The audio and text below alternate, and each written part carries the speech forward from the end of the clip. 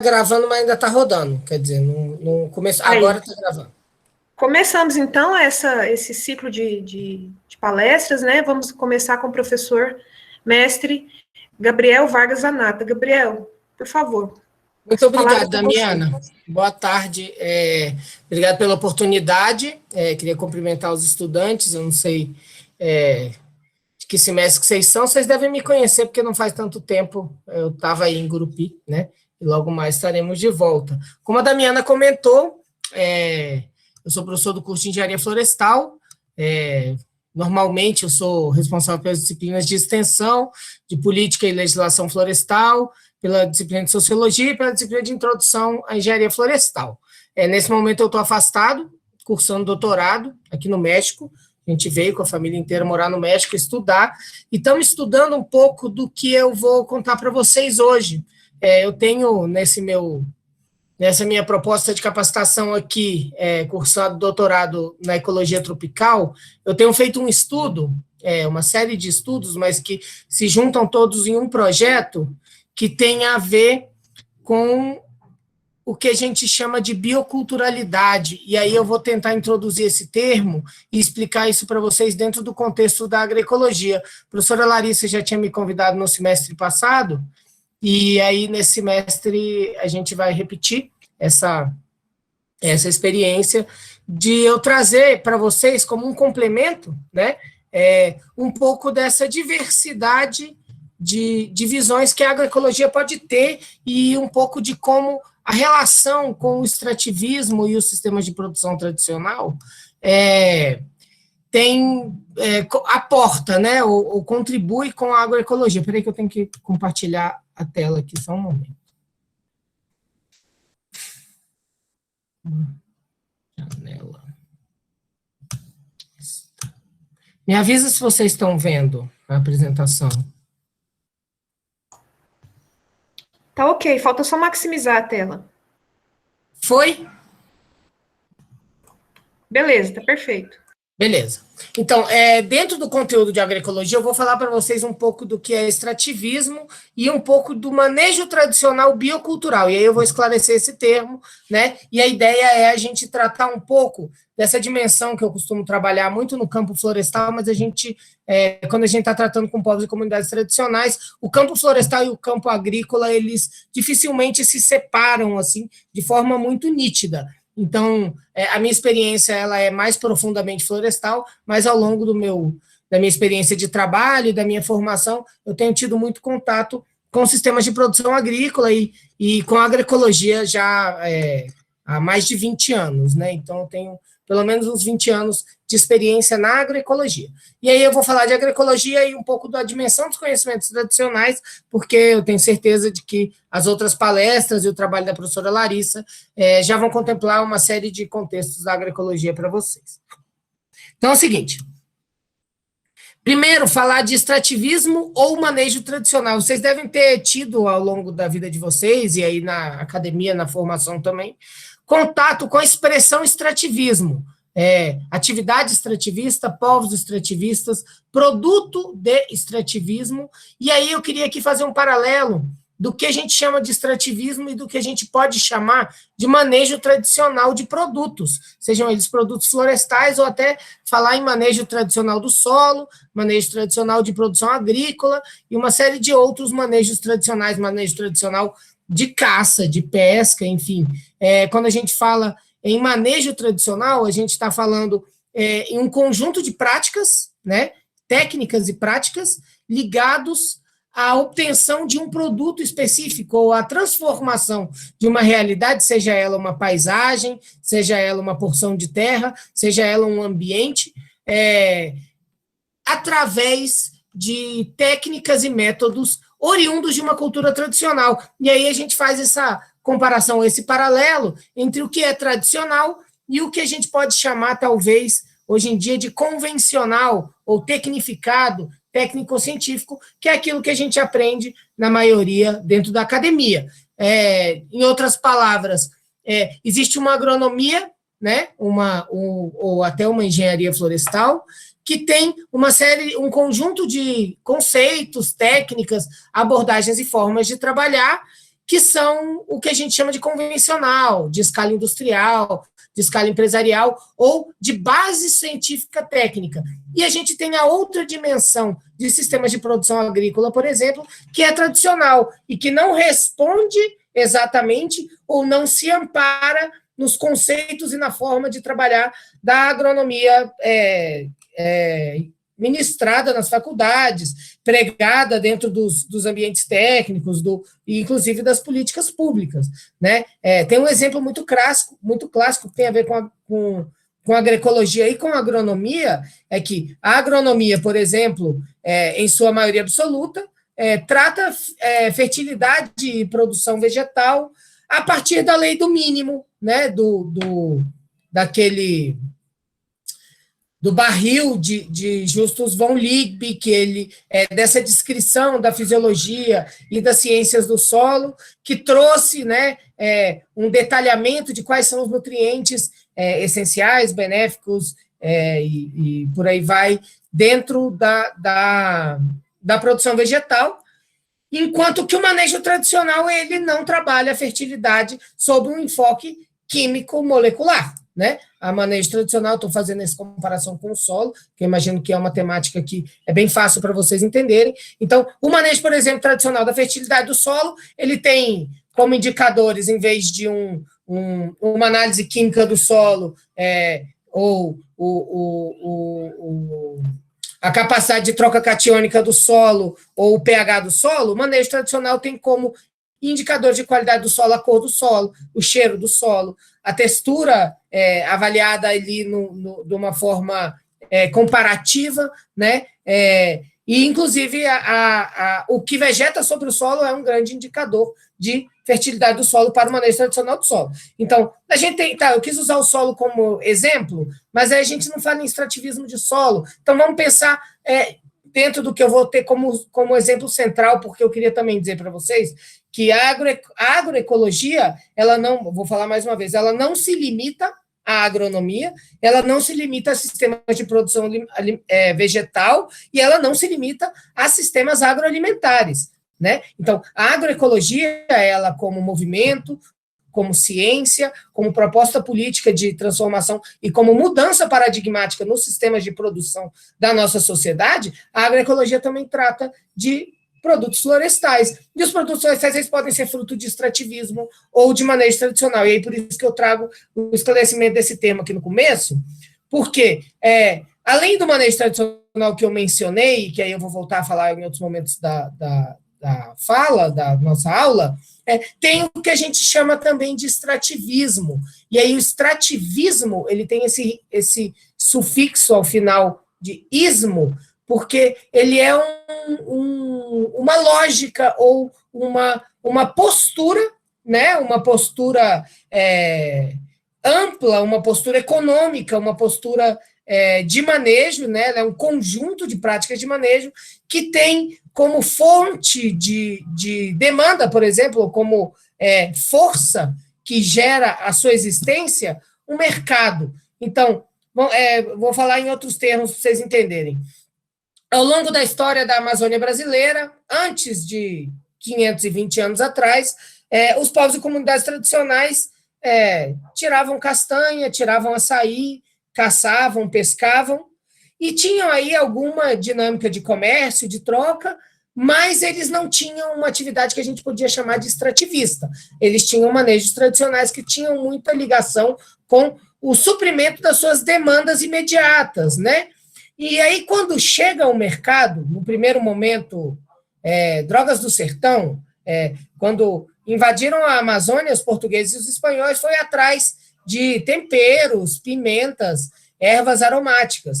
E aí, no momento em que chega uma demanda dizendo, olha, a gente quer comprar isso e a gente tem para trocar, aí bora, espingarda, espelho, facão, panela, um monte de coisa que esses povos e comunidades tradicionais não tinham acesso, esses povos transformam a sua prática de exploração do recurso natural, no caso, açaí, castanha, borracha ou qualquer coisa dessas, transformam essa prática para uma lógica que a gente chama de extrativista, que eu vou tirar o máximo possível para conseguir o retorno financeiro maior possível.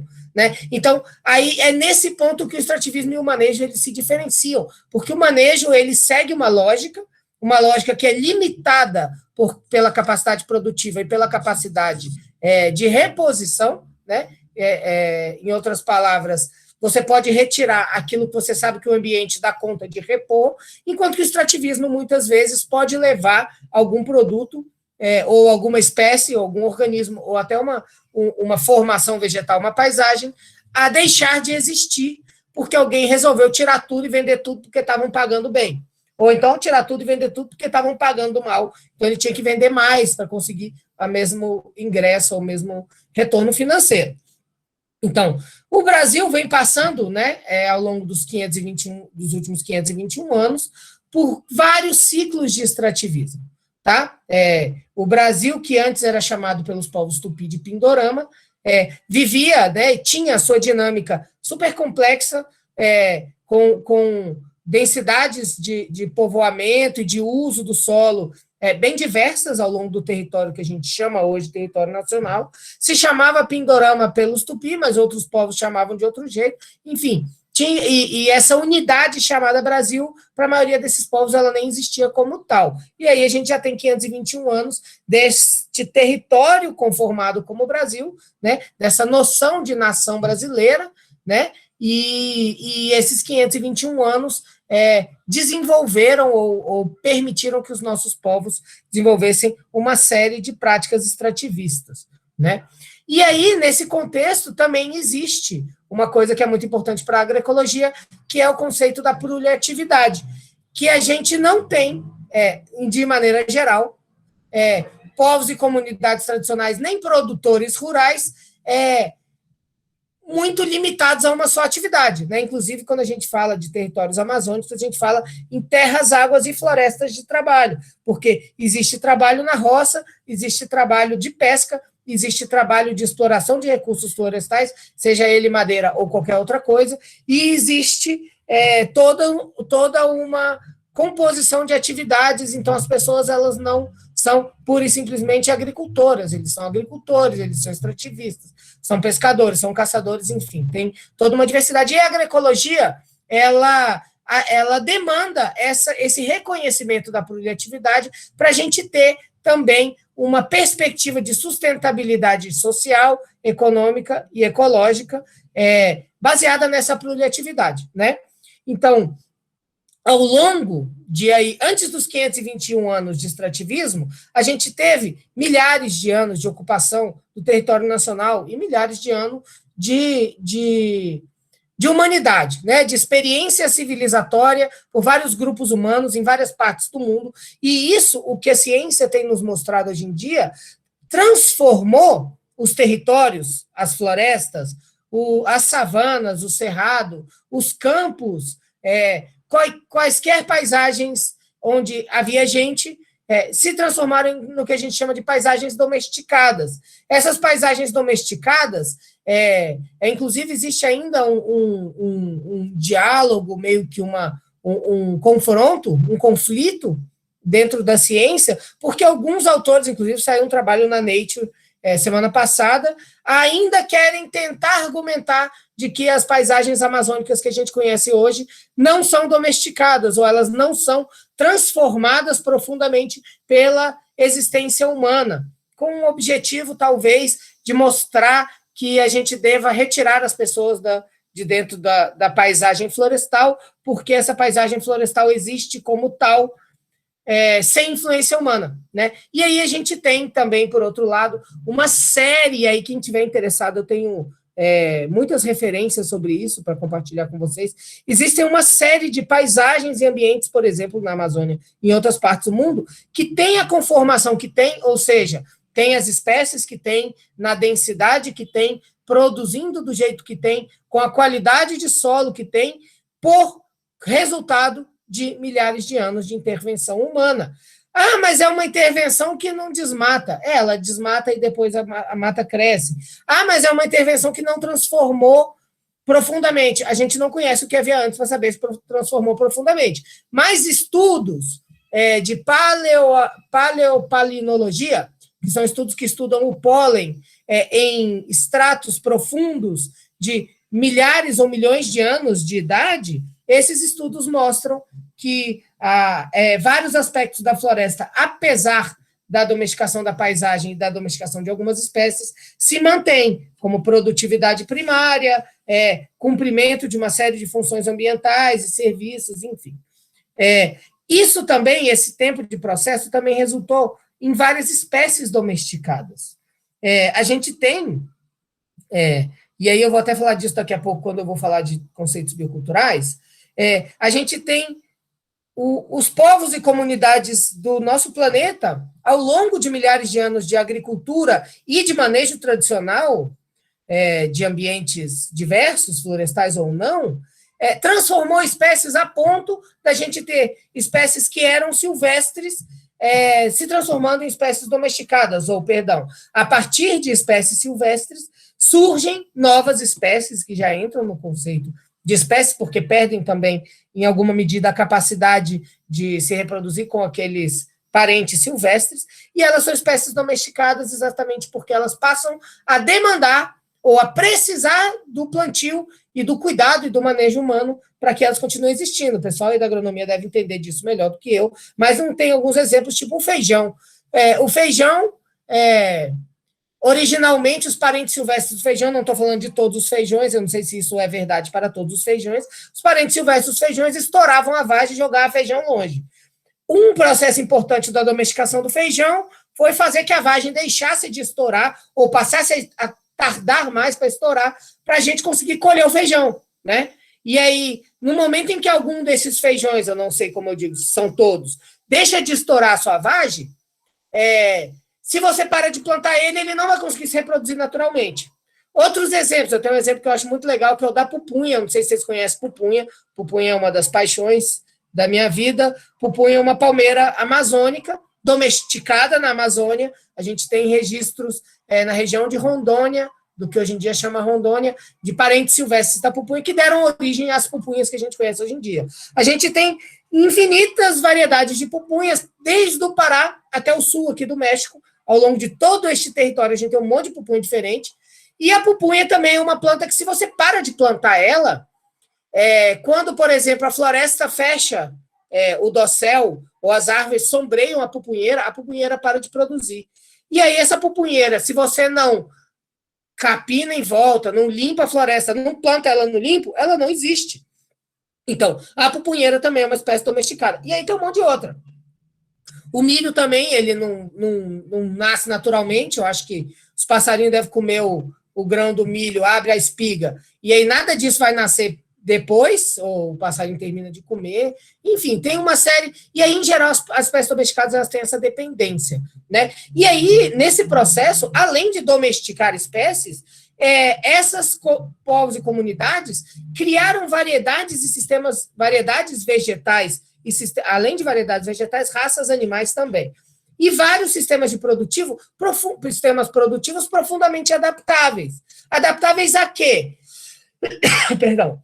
Há uma mudança no clima, há uma mudança de território, existem povos, existe uma tendência que eu acho muito desleal com os nossos ancestrais, que é querer chamar algumas comunidades de caçadores-coletores e sugerir que eles não tivessem, que por não serem povos sedentários, por não estarem fixos em um território há milhares de anos, eles talvez não tivessem uma agricultura desenvolvida, o que é mentira, porque a gente tem, por exemplo, vários povos que são nômades ainda na Amazônia hoje em dia, e em outras regiões do mundo, que caçam, pescam, coletam e fazem agricultura. E essa agricultura deles, inclusive, carrega material genético, material vegetal, espécies e variedades, que é capaz de se adaptar ao longo do gradiente do território onde eles fazem as suas mudanças rotineiras e frequentes, né?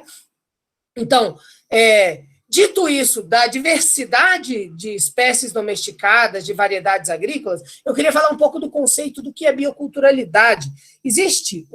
Foi cunhado nos últimos anos, por alguns pesquisadores, um termo que a gente chama de diversidade biocultural. E o que é uma diversidade biocultural? É uma coisa maior do que a diversidade étnica, diversidade cultural, diversidade racial. Ou diversidade biológica, né? A gente principalmente no campo da florestal, mas na agronomia vocês devem ter ouvido falar em algum momento em ecologia de biodiversidade, né? Então, existem movimentos e forças no mundo para preservar, conservar ou manter a nossa biodiversidade. E aí, com o tempo, os estudiosos foram percebendo que não bastava preservar a biodiversidade, a gente também tem que preservar a diversidade, a agrobiodiversidade, que é a diversidade de sistemas de produção agrícola, com as suas variedades e recursos genéticos associados a essa diversidade, que são milhares de variedades de milho, milhares de variedades de feijão, milhares de variedades de arroz e milhares de variedades de milhares outras plantas que já foram base e hoje em dia são cada vez menos base dos nossos sistemas alimentares. E tem uma outra coisa que é muito importante associada a isso, que é a diversidade linguística, que tem a ver com a diversidade cultural. Então, esses autores, eles falaram assim, olha, a gente tem países no mundo que tem uma grande biodiversidade, uma grande agrobiodiversidade, ou seja, são países onde surgiram vários das plantas importantes para os nossos sistemas agrícolas hoje em dia, surgiram a partir de domesticação, e esses povos e culturas que domesticaram e melhoraram essas variedades agrícolas, eles têm uma diversidade linguística que é muito importante. E aí eu vou até mais além. Não é só linguística, é o que a gente chama, e aí quem quiser entender melhor isso depois eu explico, porque não dá tempo nessa aula, que são diversidades epistêmicas e diversidades ontológicas. São diversidades de formas de ver o mundo. Alguns povos, e aí nisso eu incluo os povos indígenas do Tocantins e os quilombolas também, não só, às vezes, por exemplo, o quilombola fala a mesma língua nossa, mas tem uma forma diferente de entender o território e de enxergar os processos que se dão no território. Os povos indígenas falam outras línguas, a maioria deles no nosso estado do Tocantins fala outras línguas, e além de falar outra língua, eles entendem o mundo de outra forma. E a gente, dentro da academia, e propondo sistemas agroecológicos ou sistemas mais sustentáveis de produção, a gente precisa reconhecer e tentar, pelo menos, dialogar com gente que entende o mundo de outra forma e enxerga o mundo de outra forma. Então, esses autores, eles perceberam que existiam países no mundo, e entre eles o Brasil e o México, que são centro de origem de várias espécies agrícolas importantes, são centros de altíssima diversidade biológica, de biodiversidade tremenda, né, que a gente chama de países megadiversos, e são países com grande diversidade cultural, linguística e étnica, né? Então, isso gera, inclusive, uma demanda de falar, opa, peraí, a gente precisa prestar atenção para que México, Brasil, Índia, China, e aí uma Indonésia e vários outros países, que eu não sei de cor agora, não percam a sua agrobiodiversidade, porque o mundo pode precisar dessa agrobiodiversidade, não só por isso, mas esses povos que vivem aí precisam dessa agrobiodiversidade para continuar multiplicando a sua cultura, né? E a biodiversidade, ela, para continuar existindo, ela depende também da existência desses povos e de sistemas agrícolas sustentáveis. A gente percebe, né, existem, e os dados provam isso, que os povos e comunidades tradicionais do mundo conservam 80% da biodiversidade do mundo. Então, se a gente, como muitos querem, estimula essas culturas a deixarem de existir e transforma os modos de vida delas em modos de vida modernos, pós-industriais, globalizados, a gente acaba com todo o saber e conhecimento que essas culturas mantêm, a gente corre risco de perder a biodiversidade que essas culturas e os sistemas de saberes e conhecimento deles sabem conservar, e a gente perde a agrobiodiversidade, que pode nos permitir, por exemplo, e aí isso é muito claro para o mundo agronômico e para o mundo técnico da agricultura, que, assim, na hora que dá uma praga que ataca todas as variedades comerciais que existem, o pessoal corre para as variedades crioulas para tentar encontrar o gene resistente. Se não corre para as variedades, se não acha nas variedades crioulas, vai atrás do parente silvestre, aonde a espécie foi domesticada. E aí, se você chega aqui, aí vamos usar um exemplo muito claro. Aqui no México, eles domesticaram o milho a partir do teossinto, que é uma planta muito interessante, e que ela é perene, são várias coisas interessantes. Inclusive, aqui no México, agora eles descobriram um milho fixador de nitrogênio. Olha que beleza isso. O pessoal que quer economizar com ureia, né? Com fertilizantes nitrogenados. Se, por exemplo, dá uma praga grave em todas as variedades comerciais de milho do mundo, o pessoal vai correr aqui para o México para ir atrás do teossinto para tentar replicar o processo de domesticação e tentar encontrar genes resistentes aí nesse meio. Aí, aqui no México, por exemplo, tem um parque que protege uma região onde o teossinto ocorre naturalmente. Se esse parque resolve virar uma represa, ou se alguém convence o Congresso Nacional aqui de que esse parque devia mesmo era virar tudo lavoura de soja, depois, quando o milho der uma praga aí, ninguém vai ter onde buscar o parente silvestre dele, não. Isso é só um exemplo, para ilustrar. Né? Então, existe muito, né, nisso que eu estava falando dos povos e comunidades tradicionais, do seu manejo, do seu extrativismo, existe, por exemplo, aqui no México, 1/4 do México são florestas de gestão comunitária. O outro quarto são florestas, eu deixei bosques aqui, porque a imagem estava em espanhol, peço desculpa. E aí a gente tem 3/4 do México de não floresta. Né? Aí eu peguei um outro exemplo para comparar da Amazônia brasileira.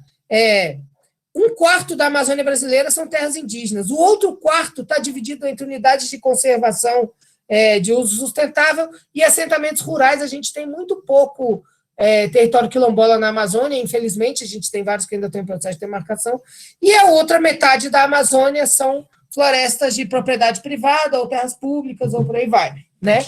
Mas isso aqui era para mostrar como esses sistemas de manejo, e que são manejo tradicional, até o ponto em que algum desses produtos gera uma economia extrativista e transforma esse manejo em extrativismo, né?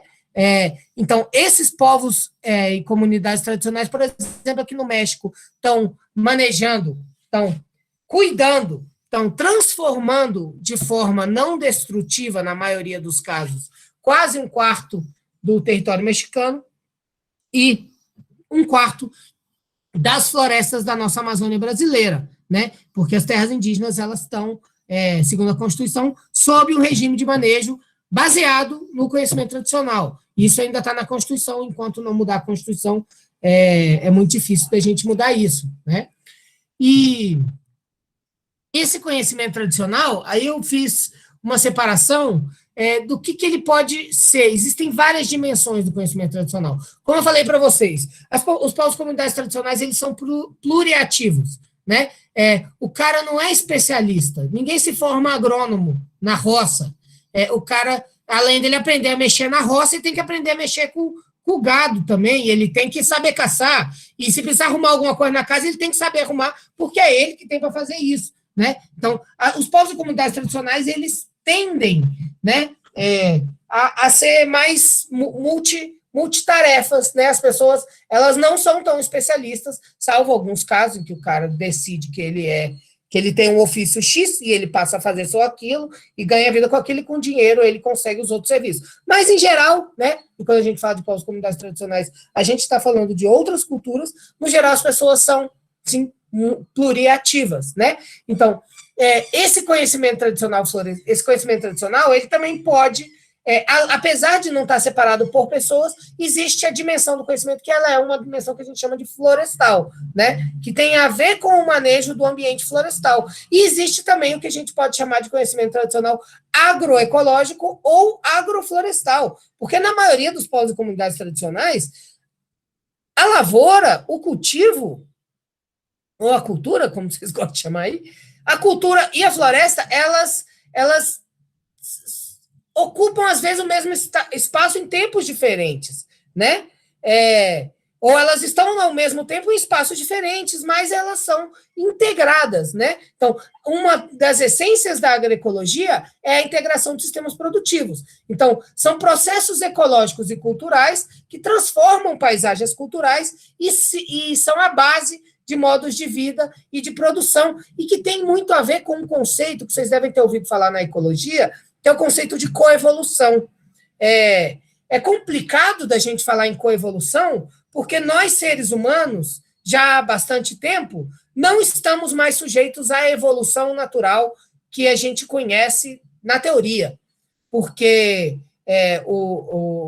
a evolução natural ela é muito baseada em indivíduos e a gente já vive um contexto muito social de transformação, e aí eu não queria nem falar em evolução, porque falar em evolução humana é muito complicado e muito perigoso, porque a gente tem, assim como se a gente for falar de evolução de plantas também, a gente nem fala, a gente nem compara as plantas, né? Ninguém fala assim, esta planta é mais evoluída que esta, ou este organismo é mais evoluído que esse. A gente usa o termo, que é o termo correto na ciência, que é este organismo é mais primitivo e este é mais derivado, né? Mas quando a gente está falando de culturas humanas, não existe essa perspectiva, porque a gente tem culturas coexistindo e a gente tem culturas que, apesar de a gente ocidental, urbano, homem branco heteronormativo, a gente pode se achar, não, a gente é mais complexo, por isso a gente é mais evoluído. E a gente tem muitos exemplos de sociedades,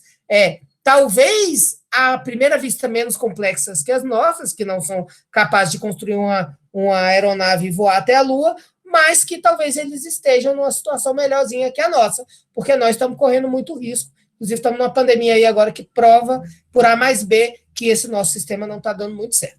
E aí, gente, esse conhecimento tradicional florestal, conhecimento tradicional agroecológico, conhecimento tradicional agroflorestal, ele, apesar dele ter sido ao longo do tempo, aí eu trago aqui várias imagenzinhas da Unesco, da ONU, do Ano Nacional da Biodiversidade das Nações Unidas, existe um painel intercontinental de biodiversidade e serviços ecossistêmicos, da Convenção de Diversidade Biológica, apesar do esforço das articulações de povos indígenas no Brasil, da luta pelos povos e comunidades tradicionais sul-americanos e andinos, da Sociedade Internacional de Estudos Etnobiológicos, apesar da ciência, em sua maioria, os campos da antropologia e da etnobiologia, chamar muita atenção e tentar reconhecer ou estudar muito o conhecimento tradicional, em geral, na nossa sociedade, a última palavra é dada pelo poder científico hegemônico, que gera critérios, indicadores, metas e conceitos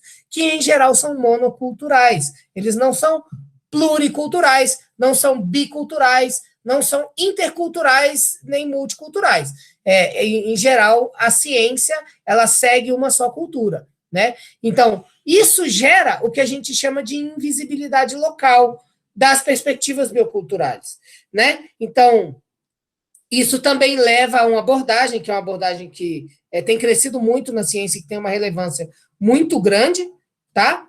Principalmente dentro do campo da agroecologia, que é da decolonialidade, que é a ideia da gente se desfazer de processos coloniais. A nossa ciência, ela é muito colonial, porque a nossa ciência imita uma ciência europeia, uma ciência americana. E aí a gente assina, assim, um termo de que a gente é colônia deles, porque a gente não parte da nossa própria episteme, da nossa própria perspectiva na nossa ciência.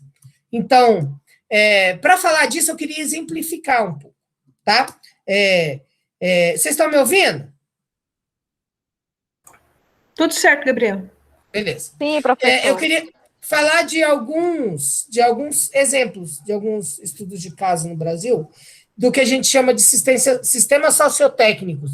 Um sistema sociotécnico é um sistema de produção ou de transformação de uma realidade, que não precisa ser necessariamente produção, mas nesse caso aqui são sistemas de produção de produtos florestais não madeireiros, e que eles têm um conjunto de técnicas que estão adscritas a uma realidade social.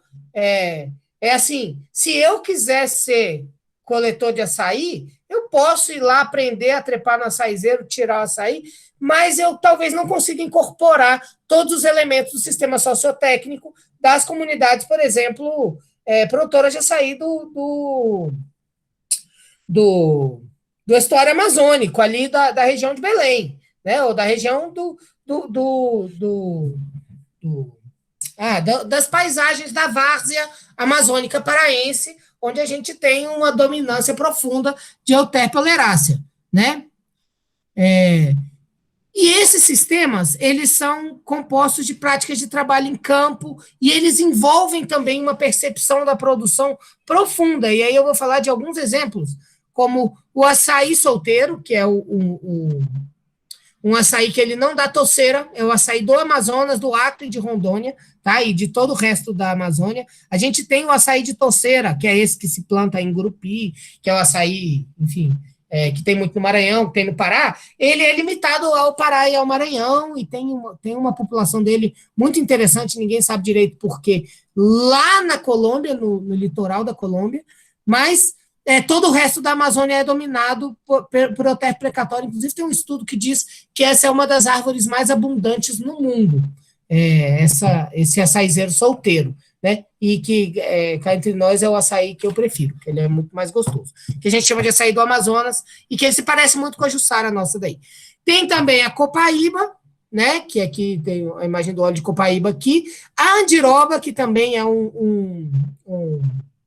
uma planta, uma meliácea parentada do mogno, que além de dar uma madeira boa, dá um óleo que é medicinal e que é fantástico, mas que também tem um sistema de produção bem complexo e ela é muito ameaçada por uma mariposa, então são sistemas, por exemplo, o açaí a gente já tem, porque a gente evoluiu bastante ou desenvolveu bastante a silvicultura do açaí, e a gente tem, né, sistemas de produção, mas que também geram vários problemas de sustentabilidade, e aí depois a gente pode falar disso em outro momento. Não me parecem muito agroecológicos os plantios de açaí que se tem feito por aí, com algumas raras exceções. A copaíba também é uma planta que dificilmente se planta, né, para produção de óleo, então a produção de óleo, ela em geral vem da mata. A andiroba, ela povoa várzeas amazônicas, ela tem aspectos bem interessantes de seu manejo, e a castanha, que é um exemplo que eu acho o mais lindo de todos, porque a castanha, ela é uma planta obviamente e comprovadamente domesticada. A gente não tem parente silvestre da castanha para dizer, não, a castanha é prima dessa aqui. Ela tem um gênero só dela, as sapucaias têm alguma semelhança com a castanha, mas é isso. Então, a gente tem provas concretas de que a castanha, quem quiser ver depois o artigo que fala disso, que é muito interessante, fala de linguística e de distribuição de castanhais e sítios arqueológicos na Amazônia, a castanha, ela é também um exemplo fantástico, né, de como os povos e comunidades amazônicos conseguiram, ao longo dos últimos milhares de anos, domesticar uma árvore de 60 metros de altura. E aí, essa ideia, e aí eu queria dar um exemplo para vocês de alguns elementos desses sistemas de produção que são importantes para a agroecologia, voltando a lembrar vocês de que, não, mas é produto florestal no madeireiro, isso não é a praia do agrônomo. Bom, se em qualquer contexto da vida de vocês vierem a se aproximar, a precisar trabalhar com sistemas agroecológicos em contextos de produção diversos, em geral, e aí no Tocantins, a gente tem a produção de pequi, de bacaba e de vários outros produtos, inclusive a copaíba também, como coisas que a cada momento do ano surge assim, uma relevância econômica, ou até uma relevância cultural, uma relevância de saúde ou para alimentação. Então, a gente tem, sim, sempre que expandir o nosso olhar, né? E lembrar, como eu falei mais cedo, que a agroecologia, ela não é só sistema de cultivo, mas é um complexo integrado de manejo de recursos naturais, tá? Então, existe uma abordagem, e aí aqui eu cito a referência do trabalho que eu fiz, que a gente trabalhou de uma forma muito detalhada com os tempos e movimentos da colheita de açaí, e que serve para qualquer um desses outros produtos. Então, quando a gente pensa nos povos e comunidades tradicionais, e aquela pessoa que eu falei para vocês que ela é pluriativa, que ela, além de saber plantar sua roça de mandioca, saber tirar o buriti, tirar a palha do buriti para fazer telhado, sabe o tempo de colher abacaba, sabe subir na abacabeira, caça, pesca, sabe cuidar do gado, essa pessoa, ela não olha para a sua área produtiva como para a sua área de manejo, por exemplo, de produtos não madeireiros, como não, isso aqui são os limites da minha fazenda, né? E muitas vezes, como eu mencionei lá no começo, a zona ou a região, o território onde eles fazem essa coleta, não é terreno de propriedade deles, é terreno de propriedade coletiva. Então, o que acontece? Você não maneja 1 hectare de floresta com X açaí dentro. Você maneja X açaizeiros que você conseguiu encontrar na sua trilha, que você está monitorando para ver se eles estão maduros, né? Então, você sabe que ao longo de um dia, se você vai na época certa, se não chover, se você sai cedo, né? Você consegue colher tantos cachos de açaí, encher tantas sacas e levar, seja isso para consumo ou para comercialização. Com os outros produtos, a mesma coisa, né? Professor, então, oi. O Arthur Viana quer saber se o cupuaçu também é uma espécie domesticada. O cupuaçu, até onde eu sei, também. Tá? Tem que verificar. A gente pode olhar se existe algum trabalho sobre isso. O cacau, com certeza. O cupuaçu, sim, e inclusive não só o cupu, tem o cupuaçu, tem o cupuí, tem o cacauí, tem vários outros cacaus, né?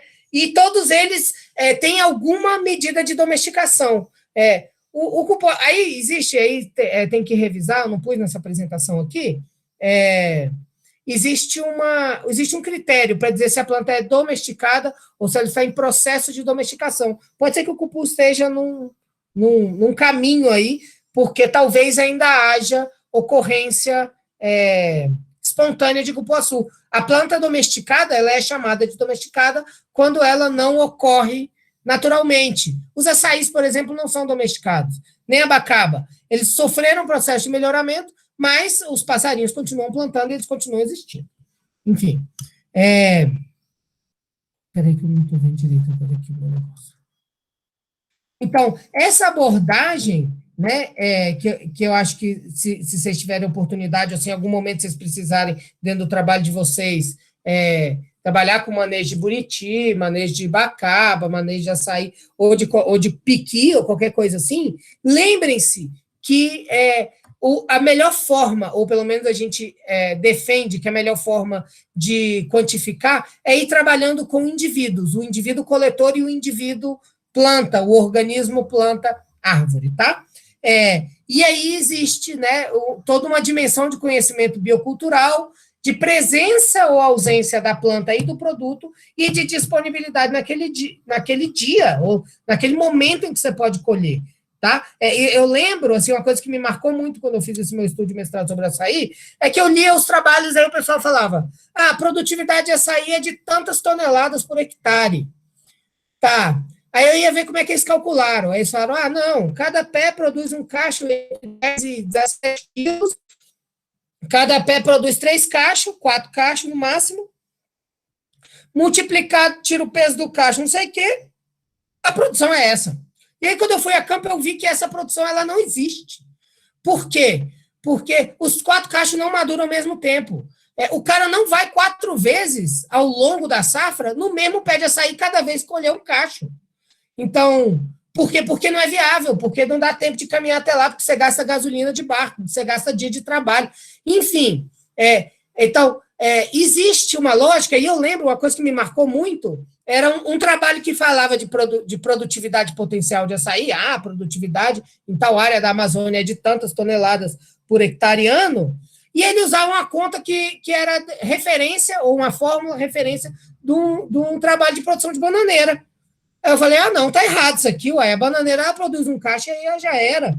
E o cacho da bananeira, você vai colher ele, o seu bananal está ali, né? Não é um pé de açaí para cada hectare de floresta que você tem que caminhar. E aí uma coisa que eu fiz no meu trabalho que era muito interessante era contar quanto tempo que o cara caminhava de um pé de açaí para o outro. Ele subia, colhia o açaí, eu medi os tempos também de subir, de descer o cacho, depois de debulhar o açaí do cacho, tudo.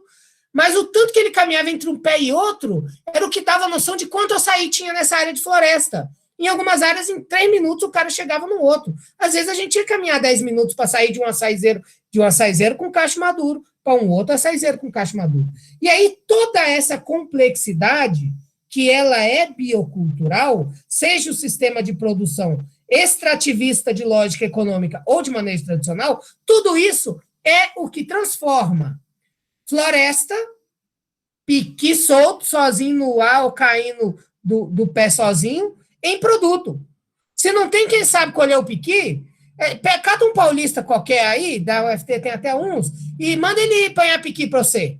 E aí você vai ver que dali um pouco ele vai subir no pé de piqui e arrancar os piqui verde, sabe? E aí vai aparecer com piqui para você, o piqui não presta. Então, tem coisas que é a cultura que diz e a cultura que ensina. E o que a gente tem que fazer como academia é aprender com a cultura. Eu não vou demorar muito mais não, gente, rapidinho, tá? Aí aqui um exemplo do meu trabalho lá, desse trabalho que eu estava contando para vocês, da coleta de açaí, eu perguntava para eles que hora que vocês saem para colher açaí, né? Então, tinha gente que saía assim, com algumas poucas pessoas até às 6 da manhã, mas quando era 7 horas da manhã já estava todo mundo fora para ir tirar açaí.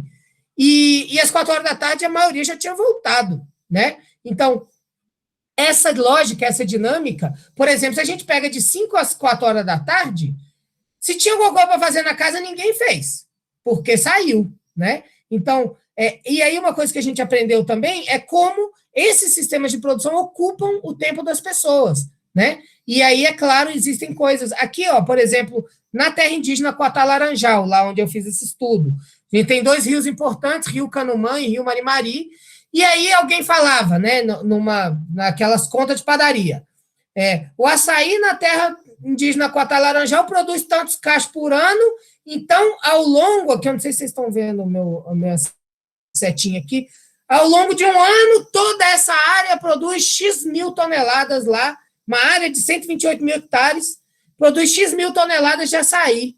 Aí, no nosso estudo, a gente percebeu que, na verdade, os triângulos aqui são as aldeias, que estão sempre na beira do rio, e esses pontos redondos aqui são alguns locais de coleta que eu acompanhei a coleta de açaí com eles.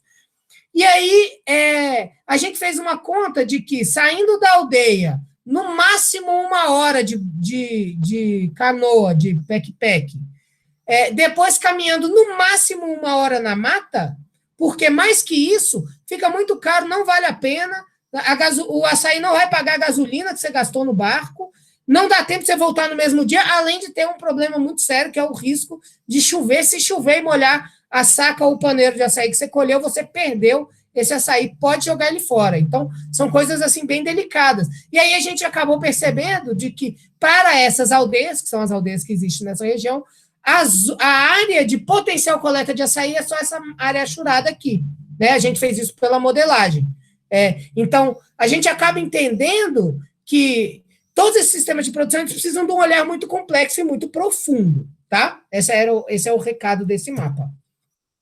E aí, que uma outra coisa bem interessante, que tem a ver com a dinâmica pluriativa e anual do pessoal, lá na TI Coatá Laranjal, assim, eles trabalhavam muito, que eles me descreveram, né, com açaí, com coleta de castanha e com fazer roça, e plantar roça e fazer farinha, né? E aí tinha uma coisa muito interessante que eu gosto de mencionar, tinha um cacique lá, que no ano que eu cheguei lá, foi 2011, ele falou assim, olha, a gente tem um combinado aqui, enquanto a pessoa não tombar, queimar a roça dela e botar a roça dela de farinha, ela não pode sair para colher açaí. Está proibido pela autoridade da comunidade, porque no ano anterior tinha gente que tinha se apressado, o açaí já está maduro, o comprador já está passando, eu vou sair para colher açaí. Não punha roça. Quando chegava na época que precisava de comer, que já não tinha açaí, o dinheiro do açaí já acabou, a pessoa não tinha farinha para comer, né? Então, isso foi um acordo muito interessante. E aí, aqui eu comparo, ó, isso aqui é número de pessoas na atividade. Faltou uma legenda para esse gráfico aqui, desculpa. Então, em dezembro, um pouquinho de gente colhendo castanha, um pessoal na roça de farinha. Aí, em janeiro, começa a aumentar eu juntei a roça e a farinha na mesma época aqui, mas isso aqui, por exemplo, é fazendo farinha. Aí começa a aumentar a disponibilidade da castanha, vai menos gente trabalhando na roça ou fazendo farinha.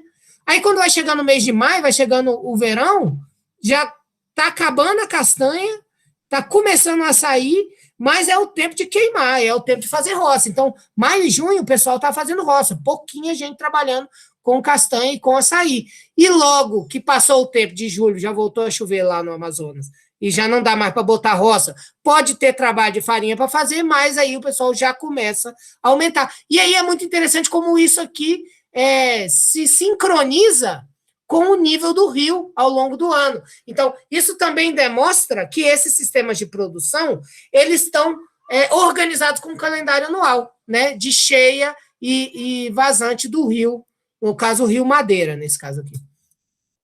Aí aqui, mais uma vez, é uma outra versão daquele outro gráfico, né?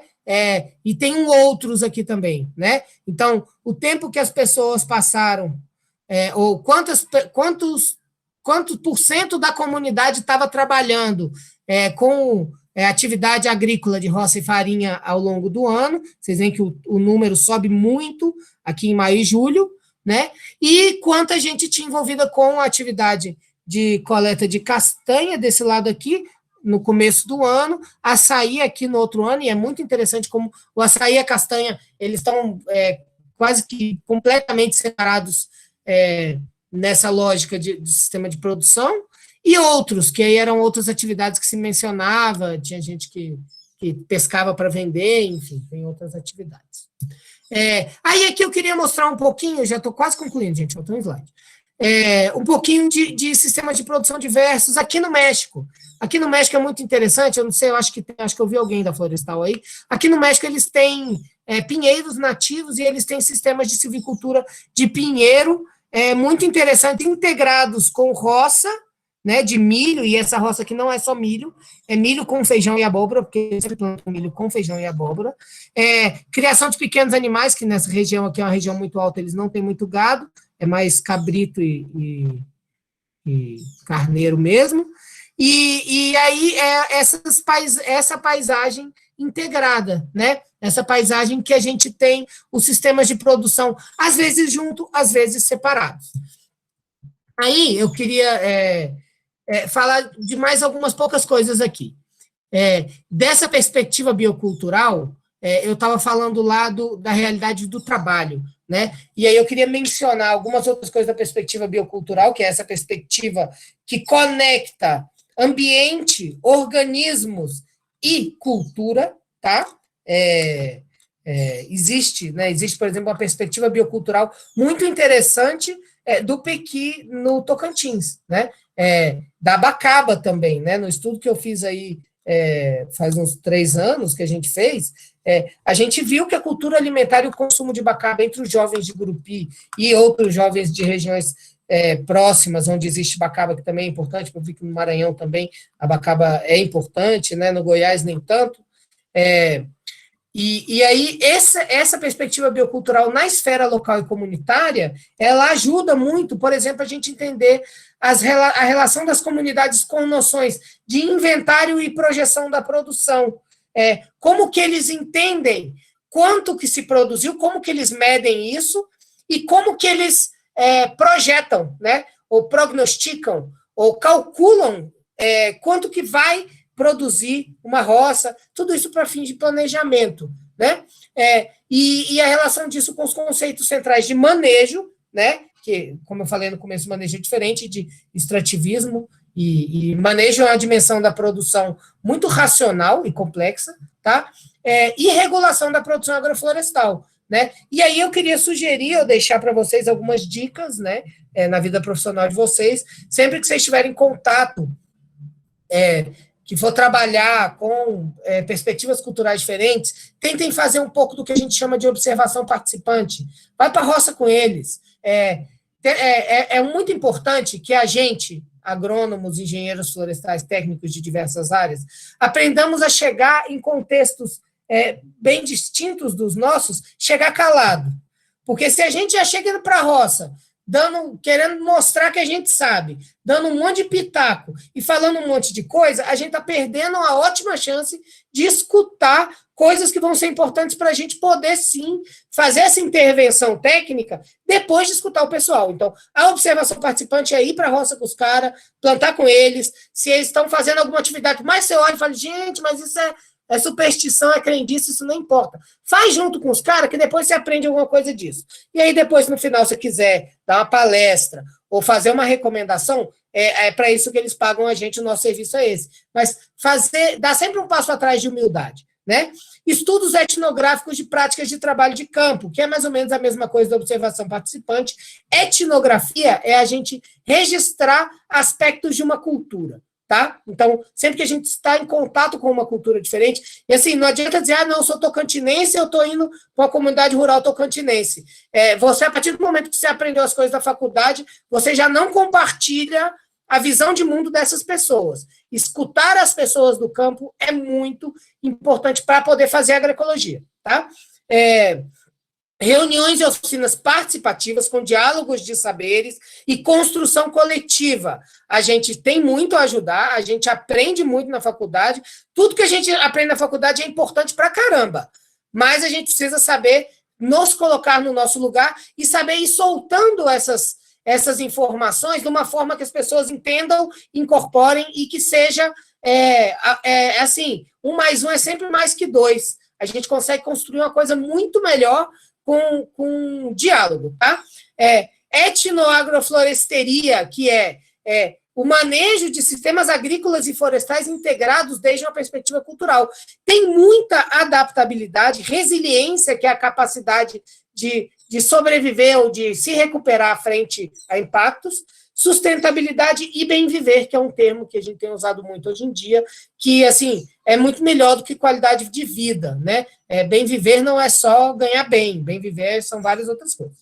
Perdão, peraí. E tensões e conflitos, né, que são sempre presentes, que tem a ver com aquilo que eu falei para vocês agorinha, né? Métodos de manejo e maneiras de relacionar-se com os recursos naturais. Quando a gente vai falar de manejo de recurso natural, vai falar de degradação, vai falar de produtividade declinante, vai falar de praga, vai falar de qualquer coisa que está atrapalhando a vida das pessoas, sempre tem uma confusão no meio. Então, a gente precisa saber dialogar com isso de uma forma muito construtiva.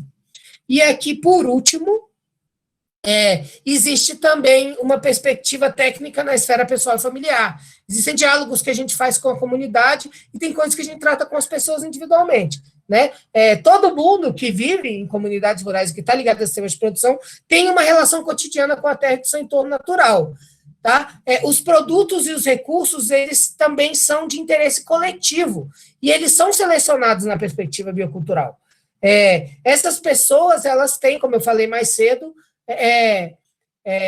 uma visão de porquê, ou de para que servem as plantas, por que elas estão ali. Então, é sempre bom e interessante a gente ter trabalhos de agroecologia associados a inventários etnobotânicos, né, nas áreas de manejo, entender por que essas plantas estão ali. A gente aqui, por exemplo, no meu trabalho, eu tenho visitado roças e plantios silviculturais, e aí, de repente, você chega lá no meio, o cara capinaram tudo, e tem uma árvore um arbusto qualquer, que eles não capinaram, aí você vai perguntar por quê, ela tem uma função medicinal, né? Então, existe toda essa dinâmica, né, e essa pluriatividade. Só para concluir, a monocultura e o plantio simplificado, eles são uma coisa que não está muito presente e que é bem rara na maioria das culturas que ocupam os territórios tradicionais no nosso continente e no mundo. Então, a perspectiva da agroecologia não é só diversificar plantas, mas também diversificar formas de manejo, saberes, pessoas, tempos, tudo isso, tá? Beleza.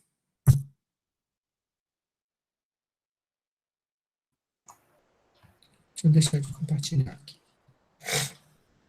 Olha que saco. Vou fechar essa mesmo. Pessoal calado, ninguém tem dúvida? Dormiram? Não. Não tem como dormir, não. Bem dinâmica a sua apresentação. Eu acho que eu vou abrir aqui com algumas questões que eu tenho. Então, se eu posso, né? Nem sei. Se o mediador pode perguntar. Claro. Faz favor. Ó, professor, parabéns, viu, pela explicação, pela dinâmica mesmo da apresentação. Muito legal. Uma coisa me chamou a atenção quando você falou das espécies crioulas, né? Variedades.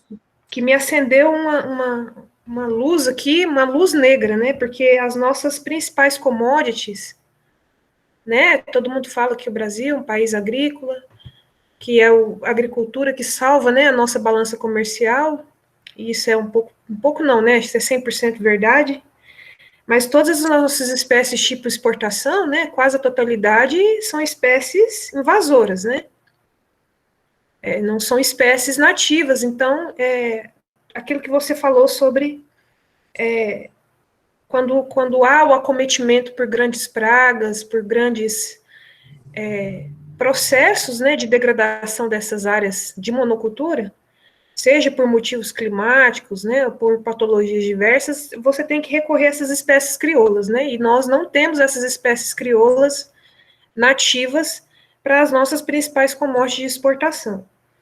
E aí me chamou a atenção porque a gente sabe que não é fácil o resgate dessas espécies via de país para outro, né? Porque envolve soberania nacional, envolve fitossanidade, certo? Então, se a gente tiver um grande problema com o milho, claro que nós temos as nossas próprias cultivares adaptadas, desenvolvidas aqui, mas eu fiquei pensando, né, numa teoria do caos. Se tivermos um grande problema com o milho, por exemplo, o senhor disse que o milho tem muitas espécies crioulas aí no México, certo?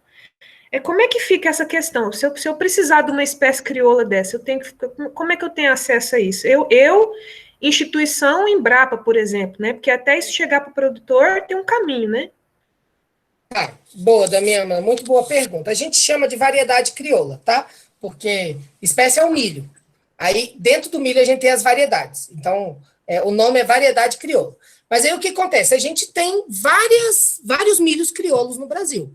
Muito interessantes, inclusive tem alguns processos muito interessantes. Mas vamos fingir que é a soja. A soja, a gente não tem soja crioula no Brasil. Eu vou até contar um caso do milho, para responder essa segunda parte da pergunta, mas vamos falar, por exemplo, do caso da soja. A soja é uma planta chinesa, né, até onde eu sei, asiática, sei lá, e que é uma super commodity, e que, enfim, né, a gente pode, em algum momento, ter um caso desse. Pode ser que algum dos meninos da agronomia aqui corrige nós dois, e eles, como eles são os especialistas, eles podem nos dizer que não, que isso é impossível, sei lá. Mas, por exemplo, a soja. Existe uma coisa que foi a Convenção da Diversidade Biológica, ou o Protocolo de Nagoya, agora eu não lembro exatamente qual das duas que foi um tratado muito importante, acho que o Tratado de Cartagena, que tratava de propriedade sobre recursos genéticos no mundo.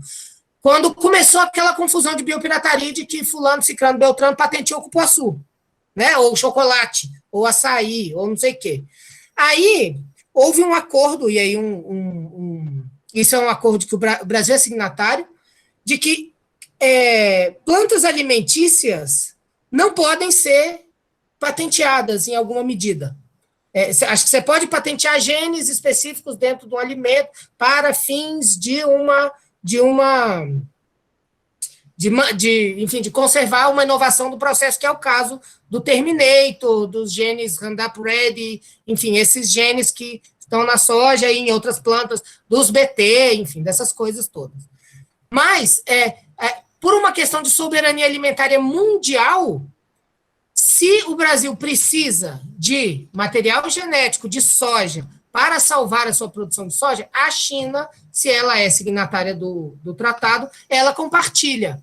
Então, acaba que esse lance Aí é até interessante, que essa história da biopirataria, da propriedade sobre o recurso genético, do perigo da gente perder e ter que pagar ou não sei o quê, isso acabou se resumindo muito às questões farmacêuticas industriais não alimentares, porque a convenção que eu acho que é a convenção, vou ficar falando o nome da convenção errado aqui, que o Tratado Internacional estabeleceu por uma questão de soberania alimentar mundial, principalmente porque o mundo hoje todo depende de 12 espécies agrícolas. Dependendo da conta que você faz, esse dado é muito interessante.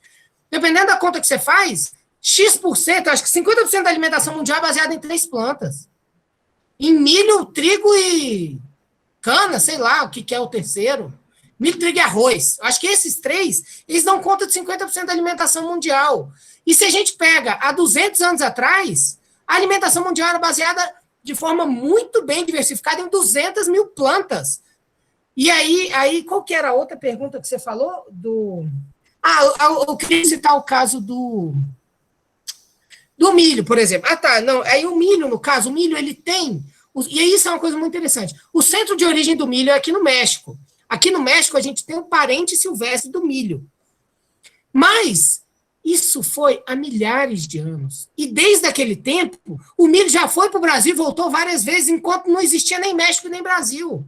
Então, existe essa coisa de... Aqui existe muito isso também. O milho é mexicano. Meu irmão, quando o milho surgiu aqui, o México nem chamava México.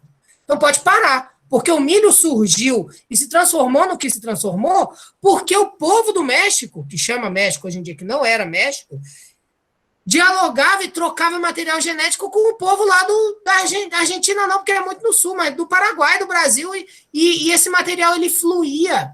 E o nosso continente, assim como outros continentes no mundo, eles tiveram uma história muito bonita de desenvolvimento. Inclusive, existe uma briga nos Andes para dizer de quem que é a batata. O colombiano fala que a batata é dele, o peruano diz que a batata é dele. Importa? Para mim, não importa. Importa a gente saber que os dois têm mais de 1.000 variedades de batata e que essas variedades precisam ser conservadas por aquilo que eu mencionei e por outros motivos. Existe uma coisa muito importante na questão que a gente chama de biocultural, é assim, vou dar um exemplo bem local aí de vocês. Se o piqui desaparecer, vocês vão fazer galinhada com o quê? Com açafrão? Ou vai botar o quê na galinhada? Sabe? Então, aí, se o piqui desaparecer, a galinhada vai desaparecer. E aí, dali um pouco, o povo não vai saber nem o que é galinhada mais, né? E aí tem casos mais graves. Eu vou falar de um outro que é mais profundo e mais interessante. Aí do Tocantins. Povo Craô, povo com quem eu fiz muitos trabalhos e que a gente tem uma relação muito boa aí no norte do estado. Povo Craô, em idos de 1970, a FUNAI convenceu eles a plantar arroz, porque eles iam ser grandes produtores de arroz, eles iam vender arroz. Aí eles pararam de plantar milho para plantar arroz. Plantaram um montão de arroz, encheram um caminhão de arroz, o caminhão foi passar numa ponte, a ponte quebrou, o caminhão caiu.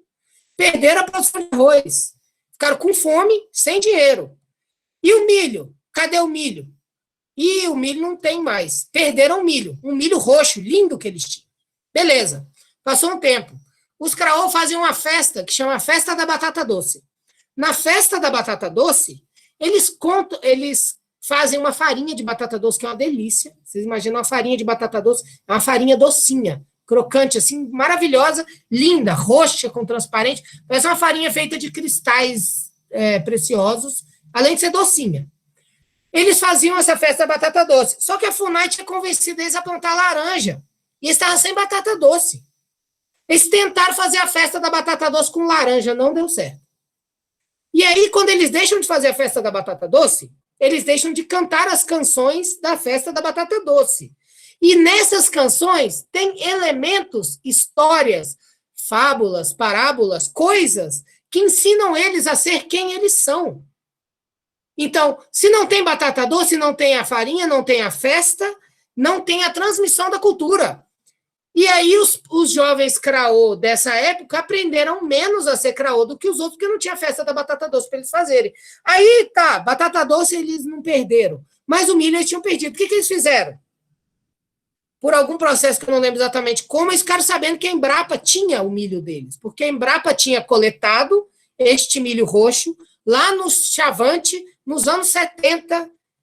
Inclusive, quem coletou foi o ex-marido da minha orientadora de Pibique. Seu Lívio Coradinho, coletou lá, tinha um nome dele lá. Pegaram o milho, a Embrapa foi lá, pegou esse milho, a Embrapa é muito legal. Eu trabalhei nesse grupo de pesquisa lá da Embrapa, foi ali que eu comecei, foi eles que me levaram para o Tocantins pela primeira vez. Multiplicaram esse milho, multiplicaram 1 tonelada, 2 toneladas desse milho roxo, a partir dos bancos do Senargem, devolveram o milho para o Craô.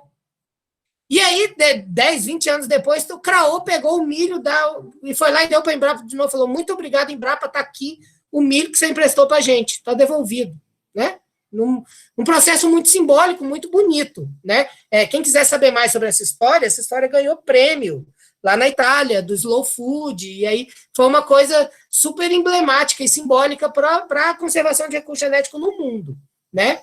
Mas aí eu queria só contar esses dois casos, e aí dizer que, por exemplo, dentro da sua pergunta, no caso do alimento, existe um combinado, um acordo internacional de que o material genético oriundo, o material genético de plantas alimentícias, ele deve ser compartido para evitar ou para a gente se proteger de possíveis catástrofes, né? Obrigado pela pergunta, Damiana. Massa. Bom, aqui no chat só temos agradecimentos, né, pela exposição do conteúdo, parabéns, ótimas elucidações, obrigado. Pessoal, o microfone está aberto, alguém tem algum questionamento? Está gravando aqui, a professora Larissa vai dar ponto para quem perguntar. Pode ser pelo chat também, quem ficar à vontade. Eu acho que é o momento, né, de tirar as dúvidas.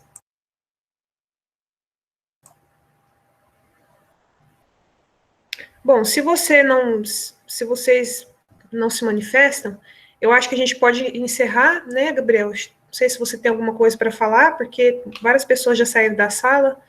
Eu acho que fica o agradecimento, né, da professora, da instituição, UFT. A gente espera que você tenha muito sucesso no doutorado, volte logo, né, porque você está tão empolgado no México, eu estou achando que você vai ficar por aí. Não, doido para voltar, saudade demais. Mas você sabe como é que é o doutorado, né, Damiana? Eu lembro quando você estava fazendo.